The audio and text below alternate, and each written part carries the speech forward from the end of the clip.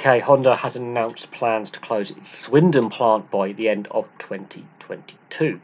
This is a big blow to the automotive industry in the UK and in Swindon, where it's been for 30 odd years. Swindon's history with transport engineering and transport is well renowned, with when it was the workshop for the Great Western Railway, one of their engineering plants, and then for British Rail until relatively recently. Honda filled that void when British Rail withdrew from Swindon and shut their Swindon works down. Honda came in and filled the void. There was a skilled workforce to change from locomotive engineering into car engineering, and they've carried on that tradition of building, cars and building and engineering in Swindon have carried on. It is a major. It's the biggest employer in Wiltshire, let alone Swindon. It employs 3,500 people. The supply chain and other Honda businesses and outlets will be affected. We have a Honda office here in Bracknell that's only recently come to the town. It's only been in the town for about 4 years. My next door neighbour, literally at the house behind my garden, works for that Honda office. A few of my friends work in that Honda office in their regional head office. We've also got one of the major showrooms for Honda in the UK down the road, which used to be the old F1 factory. So Honda has a big link not just to Swindon, but to the Thames Valley area in the M4 corridor. There are 20,000 jobs in the supply chain that could also be at risk. And I look at the other British car manufacturers, be it independent or foreign-owned or foreign companies, and I'm not sure that they can pick up the slack of these job losses, both in the supply chain and also direct. You've got the minor ones, the little niche ones like Caterham, Noble, Lotus, and then you get to the big ones like Jaguar Land Rover, Mini, and Aston Martin. I'm not sure if the capacity is there, considering that all these car companies have come out and said there is a global trend. Brexit has a part to play in that global trend, but the wider global trend around the world is reduced demand. And the issue with diesel is a big issue for Jaguar Land Rover, especially with their Land Rover division.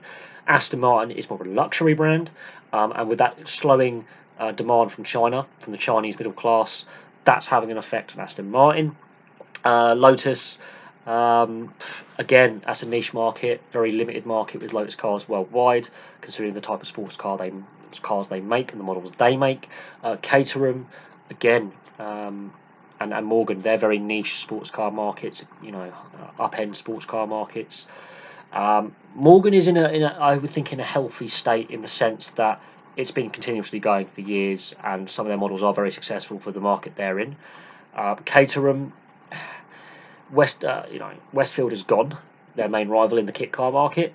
They are a healthy market. They've also been going on a very successful design platform for years, but they are niche, and there is a limited demand for those manufacturers.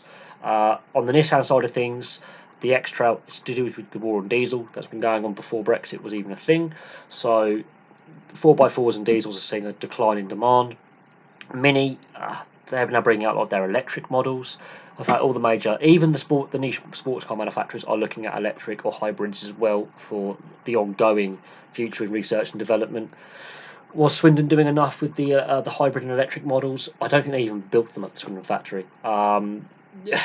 Also, Honda's had declining sales. They no longer sell the Accord in the UK. They withdrew the Accord from the European market quite some time ago, especially from the UK market at least. And my family have a Honda Accord from 2001. The model after that they sold. The model after that, the current model, they no longer sell in the UK. So Honda have seen declining sales for a while in the UK. But this plant covered not just the UK, but all Honda Civics in Europe, all Honda Jazzes in Europe. So that's going to have a big knock-on effect. But Honda was finding it tough in China as well, and in India, and their sales were declining here in the UK and have been for quite some time. It is a shame. All those people put the hard work in, and when are these redundancies going to happen? I would expect Honda to slowly wind down capacity rather than just shut the lights off. There's going to be a 3-year wind down of that factory before they actually close it. Hopefully the other UK-based car manufacturers, be it British or foreign, can pick up the slack in the supply chain. Whether they can pick up the 3,500 jobs lost in Swindon or not is yet to be seen. And of course, what other industries want to move to Swindon?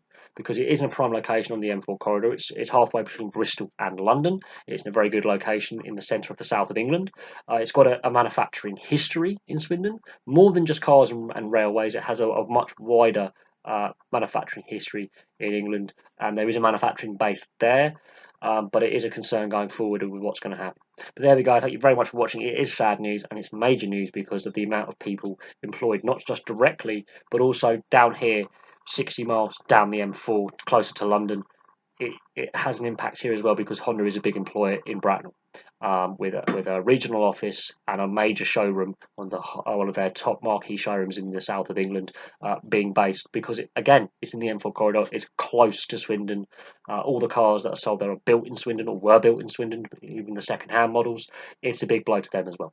Thank you very much for watching. Place your thoughts below if you are from Swindon. I know I have subscribers from Swindon. If you work for Honda in any capacity, it's going to be interesting to see what impact this will have going forward.